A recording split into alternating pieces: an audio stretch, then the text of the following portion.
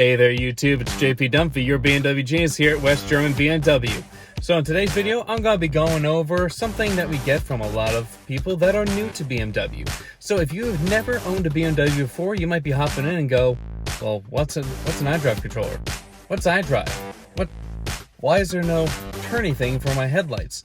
So what I'm going to do here is kind of give you the quick overview of the various things that people might be talking about during your delivery or post-ownership or what you see on our online videos.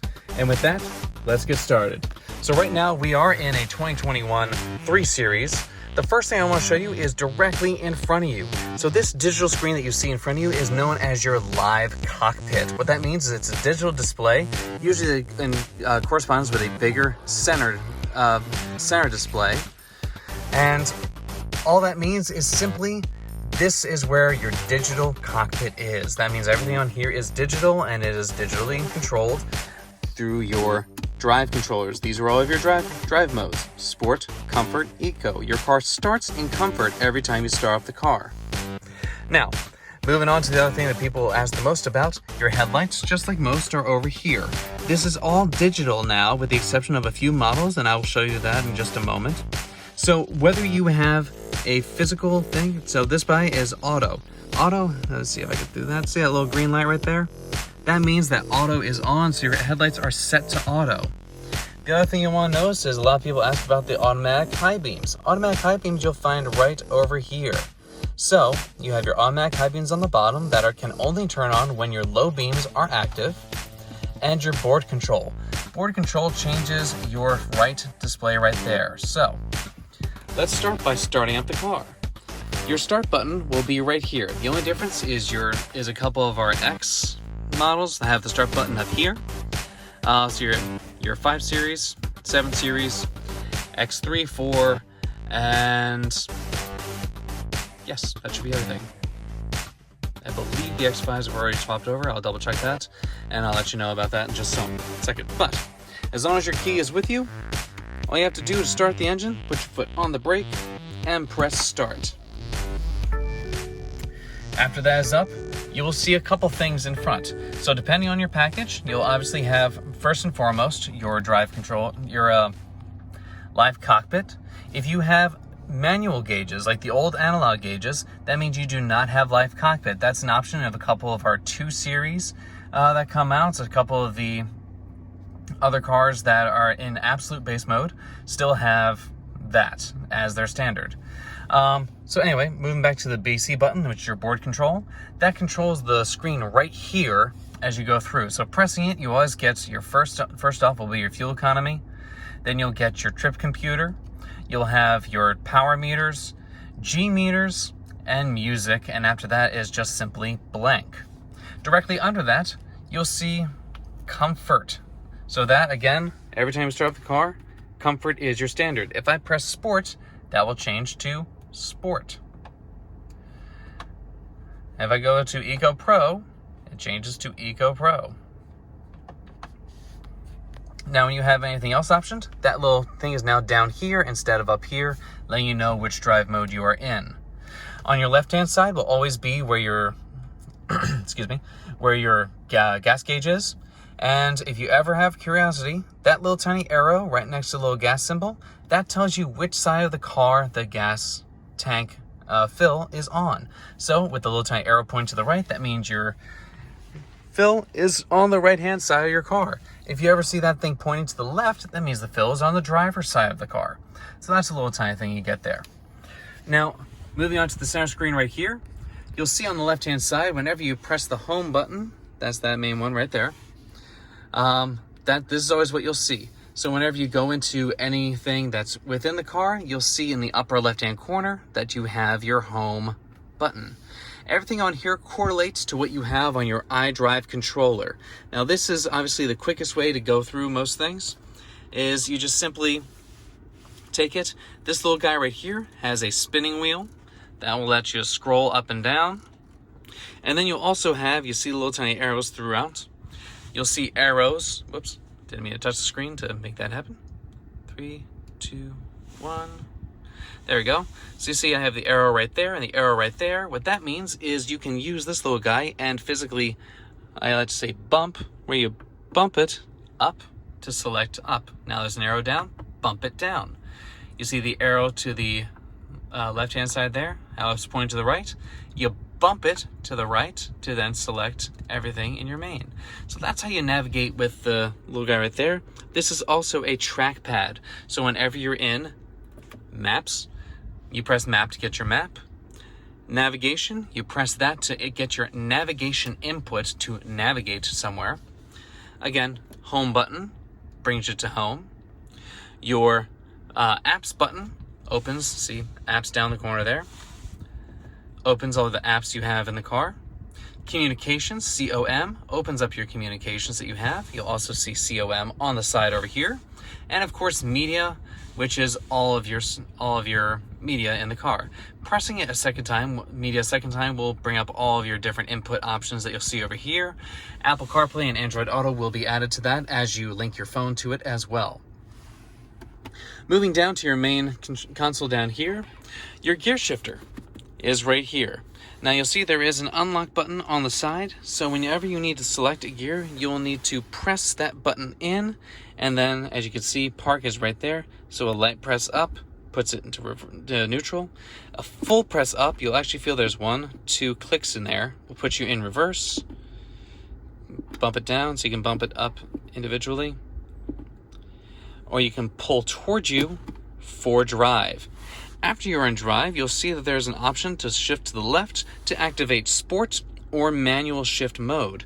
So you'll see up here, when I bump this guy to the left, that now reads S1, which is sport, means that you're in sport shift mode, currently in first gear. As you go through, it'll change to S2, S3, S4, indicating that you're in sport mode, gear 1, 2, 3, 4, all the way up to 8.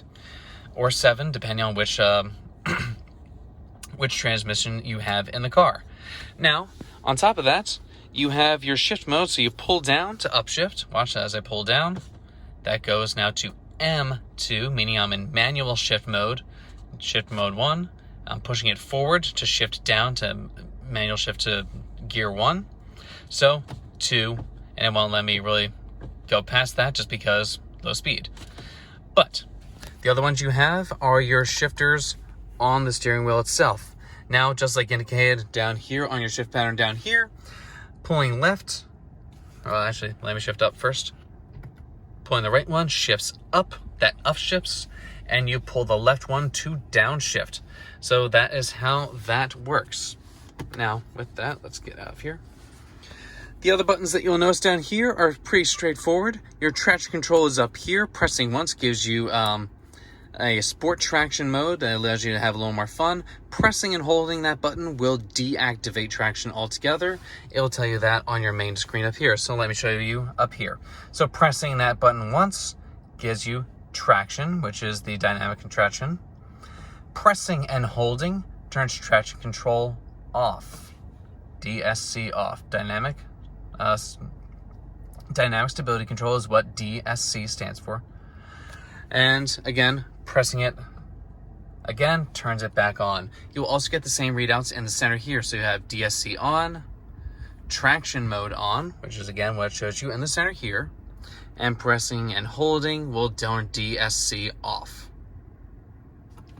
Letting you know that there are none of the assisted things, so that's where you turn off your assisted braking, steering intervention, everything that has to do with anything that is linked to your dynamic stability control.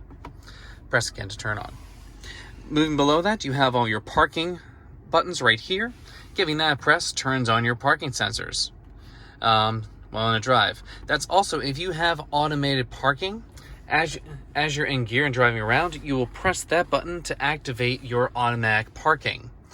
So that's where that will come in handy. This right here is your auto start stop. Now, if you do not have this button here and you have your button for turning the engine on and off up here, you'll instead have your auto start stop up there. That's for when your car is idling. It'll turn off the engine to save fuel at a stoplight when you're stopped for more than 3 or 4 seconds. That all depends on whether or not your engine is warm. So right now our engine is warm based on our coolant on the right hand side here. In case you didn't know, that's what this guy right here is. That's your coolant. And it's based on that, so it'll only go off when conditions are right for it. Otherwise, pressing when the light's on, that means that your auto start stop is off altogether. Now again, the thing that people get a little confused about is because it does say off on it.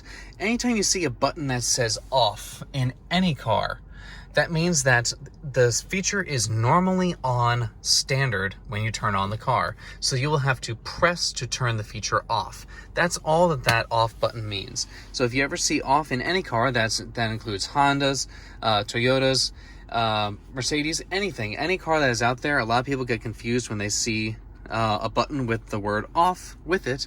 That basically means that it is constantly on. When the car is on, normally it turns off by pressing the button. Now that feature does go off the second you activate sport mode, just because when you're in sport mode, it assumes you are not going to worry about fuel economy. So the second you go out of sport mode, so comfort and eco both have your automated.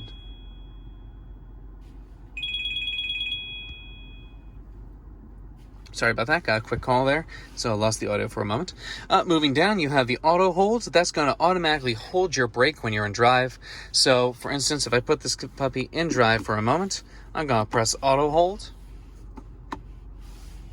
And you'll see up here on your display, you have auto hold and park. That basically means that at this moment, I can take my foot off the brake, even though I'm in drive, and I will not move forward. Now, the second I put my foot on the accelerator, that turns off, letting you know that, hey, auto hold is no longer on. I hit 0 miles per hour, and now auto hold is back on. See, took my foot off the brake, and it's back on. So that's how auto hold works. Now, that same park in green that you see right there is connected to the actual park brake itself. So let's see here. Boop, boop, boop. So when I pull the park brake up, by the way, this is your park brake. It is electronic. It works just like a normal one. Pull it up to activate, push it down to turn it off. When I pull it up to activate, you'll see that little park right there switches to red, letting you know that the actual park brake is on, also indicated by your red light right here. Now, when you push down to turn it off, that guy goes off, and it goes back to green. That's green because, once again, auto hold is active because we're in drive, and it is automatically holding. Oh, sorry, we're in park. Brain. But it's letting you know that it's currently holding because of auto hold. If I turn off auto hold, it all goes away. So again, park brake on, red, push it down, turns it off. Turn auto brake on, let you know that's active. So even in drive right now, foot off the brake, nothing happens. Touch the accelerator, it lets go. Alrighty. And with that, let's put this car right back to where we got it. Bingo. Speaking of, last little thing, park button. There is a physical button right here. It is not a mode down here. Now, if you're using auto hold and you turn off the car will put itself in park automatically, especially when you take off your seatbelt. All right, moving back over to your iDrive controller real fast here. Last little thing to know, these little guys down here will help you move back through your menus that you've already gone through, and options changes depending on what mode you're in. Usually you just see help or turn the control display off. Last thing to go over is if you are equipped with it, you do have a heads-up display. That is this little guy down here. It reflects off the windshield, which I'm not sure if we can actually get that. There you go. You can see a little bit better up there. That is something that changes depending on what you have your car in. You'll be able to control all of that through your settings, which if you have not seen that in previous videos, check that out. But you'll be able to, as a quick reminder for people that have not seen those, go into car, settings, and scroll over to your displays. That will give you options for your heads-up display, which is the one up there, your instrument display, which is the one right in front of you, and your control display, which is this display right here. So with that, everything on here, let's turn on the driving modes too so that we can see those as we go. Just show you as we go. Again, comfort is standard, red for sport, blue for eco. Now you'll also get a little tiny readout in this guy up here. So that little guy above the speed is currently blue. Press again, it is white just for comfort. Press again, it is red for sporty. And with that, that is everything that you really need to know within your display here. We also have another one I let out going over your main controls. Basically, quick overview of that. On the left-hand side is always your cruise control, standard by activate, set, resume speed, cancel, two-way switch here, so 1, 2, increases by 1 and 5, as well as decreasing by 1 and 5. And then speed limit assist. I have an entire video on that. I'll link it in the upper corner here for you so you can see how that works. On the right-hand side, these are your controls for volume down, volume up, skip forward and back, so basically next channel or next track. This little guy down here, it controls your heads-up display, so let me scroll in on that. When I press that little guy here, you'll see that I get music here. It allows me to scroll through and select. Screen back to this guy. That's pressing this button right here. If you do not have heads-up display, that will instead change right here in front of you on your main display here. So that's that. Answering a call and hanging up a call after it's already answered. Single press over here for your BMW Assistant. We have another video on that as well. And pressing and holding this for more than 3 seconds will activate your smartphone. Whether that is Apple, that'll give you Siri, or if it's Android, that'll bring up your Android Assistant. Or Google Assistant, Google Assistant. And with that, that is everything that is in here. Last little thing to go over here. Locking and unlocking the car is now over here. On the older models, it used to be on the center here. Oh, stop, I'm not talking to you. And then over here, we have everything else for your window controls. Folding mirrors, deciding which side it's on. When this side is on the left, that means when you put your car in reverse, that side mirror will go down. So it's supposed to help you see. As a quick demonstration of that, currently is on the left-hand side. If I put the car in reverse, it will tilt that down so you can see the curb so you don't curb your wheels. If you don't want that on, simply click this to the right-hand side and that will deactivate that feature. And then, of course, last but not least, window lock. Green light means it's on, no green light means it's off. And with that, if you have never been in a BMW before, welcome. This is the basics. Also, steering wheel heater. Sorry, I didn't mention that before. And thus, basically where everything is, just at a quick glance. I'm sorry it was 17.5 minutes, but that's how you get through all the various buttons. And with that, thanks so much for being with us. If you have any questions or want any other kind of videos, I can do deeper dives into certain things that we have not done yet, if you would like. But that's for anyone that is new. If you are new to BMW, welcome. Great to have you here. Hope this helped for everything. And, anything you need, that's what our genius teams are here for. Have a great rest of your day. Thanks for being with us here at West German BMW. Bye-bye.